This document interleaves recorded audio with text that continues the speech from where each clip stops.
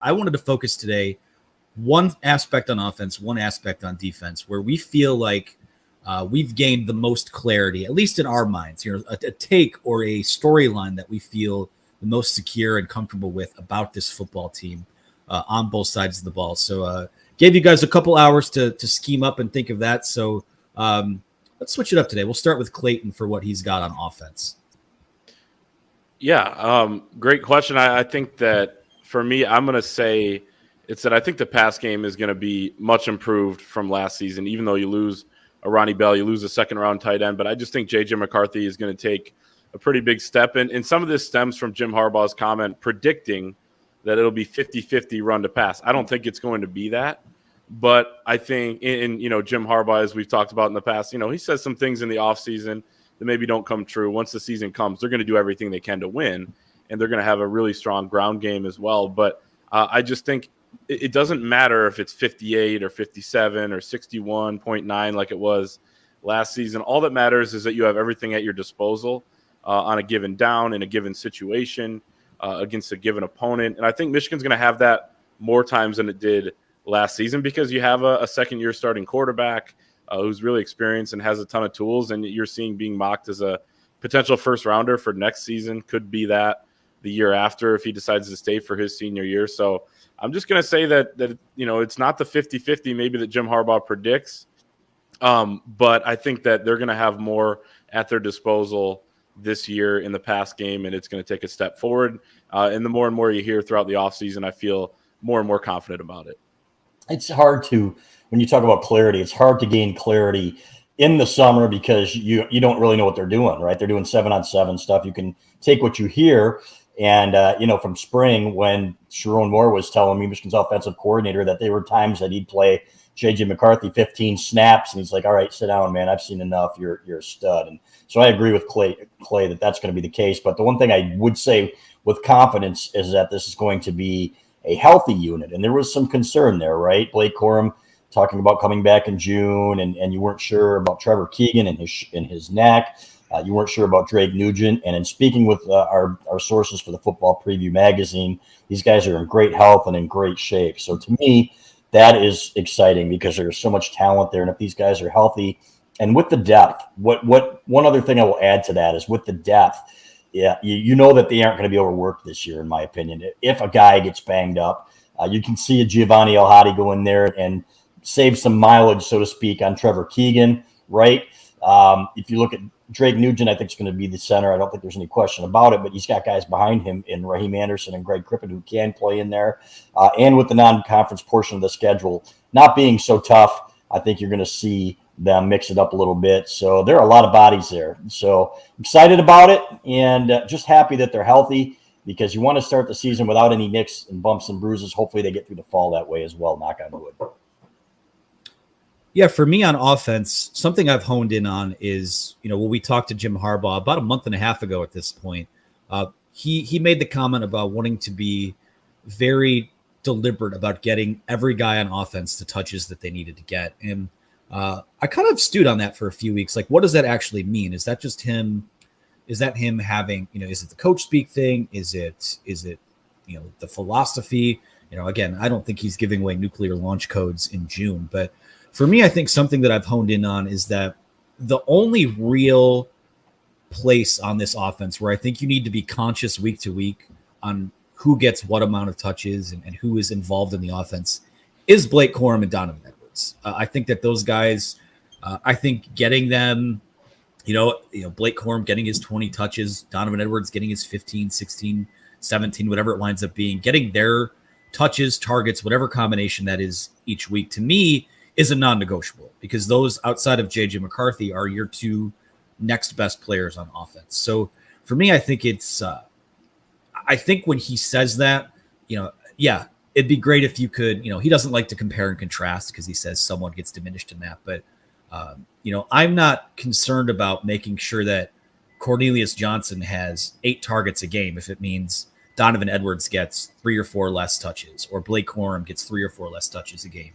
I think for me, when you talk about this deliberate attempt to make sure guys get theirs on the Michigan offense, to me, it comes down to that workload between Donovan Edwards and Blake Corum, because, if both those guys are coming off injuries, lower body injuries too, and Donovan Edwards had the hand, I think the way that you both maximize what their numbers look like in this offense, what their health looks like throughout the year, is if both of them are kind of getting theirs, and then you don't have to, all it takes is an injury for Blake Corum all of a sudden to have 29 carries in a game, or Donovan Edwards to be pressed into 25 or 26 carries a game. Now, we know they both can handle that workload, but I think week to week, if they're both healthy, I think looking at managing those numbers, those are the guys that you kind of hone in on for what that looks like, in my opinion.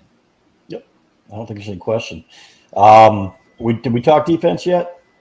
We have not. Would you like to start us off? I will start us off on the defense. And the one thing that I really was excited about was listening to not just Mike Elston on the In the Trenches podcast with John Jansen, which is outstanding, by the way. John Jansen in that role is fantastic, and as Michigan's color commentator on football games, but listening to guys like Sharon Moore talk about them, saying that the interior defensive line is one of the best and deepest that they've ever seen, and that they can't fathom how good it can be, which is saying something. And you're losing Mozzie Smith, fellows, but you got a guy in Mason Graham who you knew was going to be special the second that he came in.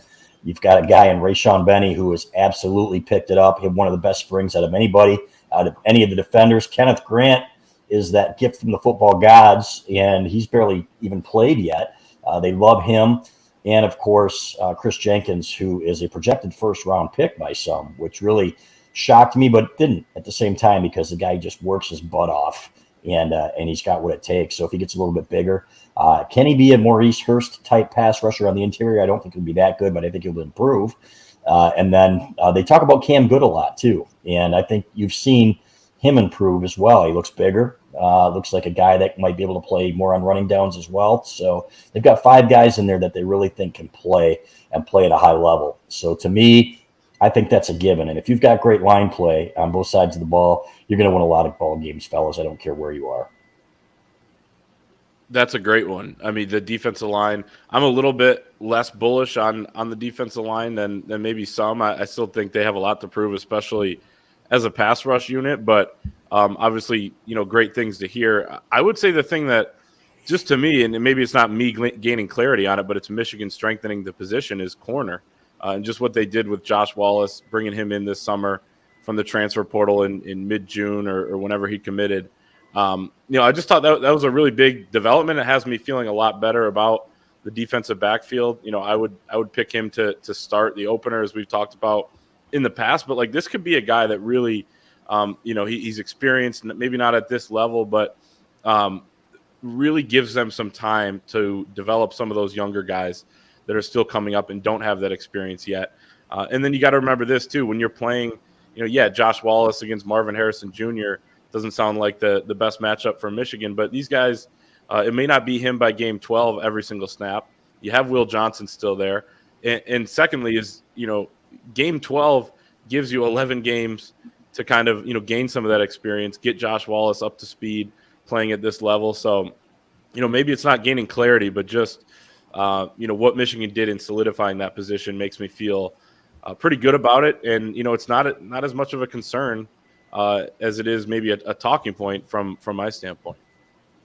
Yeah, questions, not concerns, right? Those are things. These are things that will be answered. I think for me, this is one that I was actually kind of surprised by. I did a radio hit in Nebraska earlier today, and one of the questions they asked me was, "What do you think is more of a concern for the Michigan football team? Is it the wide receivers?" Which I was like, okay, naturally, I understand that. And they said, or the pass rush. And I stopped, I had to think about that for a second, because to me, it's never registered to me that I think that pass rush is going to be a problem this year. I actually think it's going to be a strength, and one of the strengths of the Michigan defense. I think that they are, I like the depth they have there. Again, it's the second year in a row where you can, I think, rotate 4 guys in there and I think not have much of a drop off. Now I know it's through the lens of, there was a natural drop off last year because you lost, 2 historically good pass rushers that were in your program at the same time. But, I think that Braden McGregor, if he just finishes a couple more plays, I think he's going to be a guy that pops this year. We know that Jalen Harrell is a 3-down defender that can do a little bit of everything. Maybe not master of one specific thing, but has a lot in his bag of tricks. I think Derek Moore. I think long term, you talk about replacing Mike Morris. I think Derek Moore is probably going to be a better college player. I think he winds up probably being a higher NFL draft pick than Morris was. And Josiah Stewart is, I think, already what Michigan was hoping Iabioki would be. This quick, twitchy, athletic disruptor that has, quite frankly, just been more productive at the college level, albeit, in a lower tier at Coastal Carolina. But to me, I think that the further we've gone through this offseason, especially, we only got to see them play in the spring game, right? But I feel like this pass rush is going to be an asset. And knowing that there is more cohesion between them and the defensive tackles. And really, it seems like there's been more of an emphasis on that front seven in general, just being better communicators. I think that those guys will probably be a little more disruptive than last year. And I'm pretty comfortable in saying that. Yeah, and I like Josiah Stewart a lot. He's got that chip on his shoulder, and I think he's got more football want to than Okie does. And I don't mean that in a terrible way. I just think there are some guys that are, that just are all about the game. And I think that's this kid. From everything that we've heard, the people that we've spoken with, they say he's different in the room. And when you've got a guy like Derek Moore out there, but then Jesse Minter says we can all tell he's got a little bit different skill set than some of the guys on our team, that should really get you excited.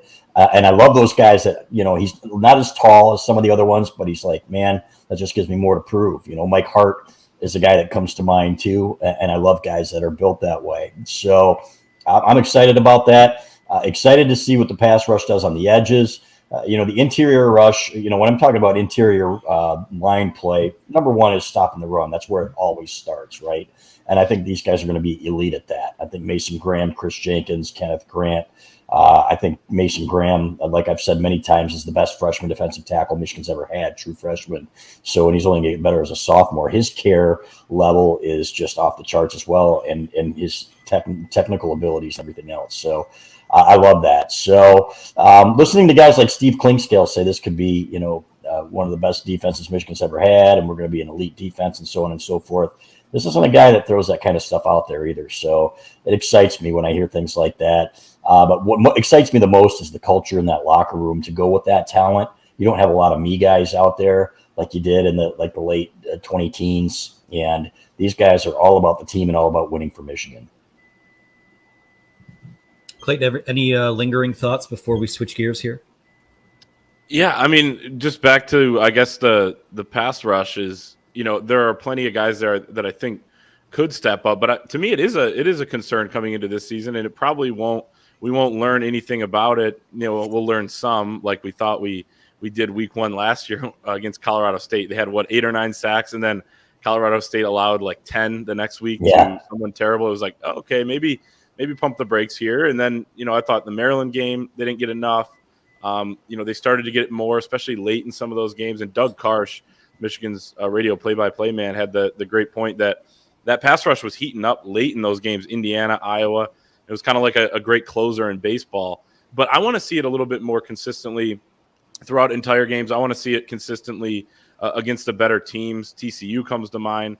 Last season they actually had more sacks than they did in 2021, which is maybe something that looking back people probably wouldn't guess. But also you probably had to bring more pressure to do it. So sacks don't necessarily tell the entire story there. So I think there are plenty of options of guys that could break out. I just want to see who those guys are going to be. We're 47 days away from starting to see that, and then we'll learn more as the season goes on. But I like what they have. I just feel like there's not that many proven guys there, which is fine. Because it takes playing time and experience to do that, and we'll get that this season. But it's still something I'm going to be watching pretty darn closely, throughout the entire year. And even when you get to those last games, it's got to be there. Because that's one of the things that I think, was their downfall in that second half against TCU.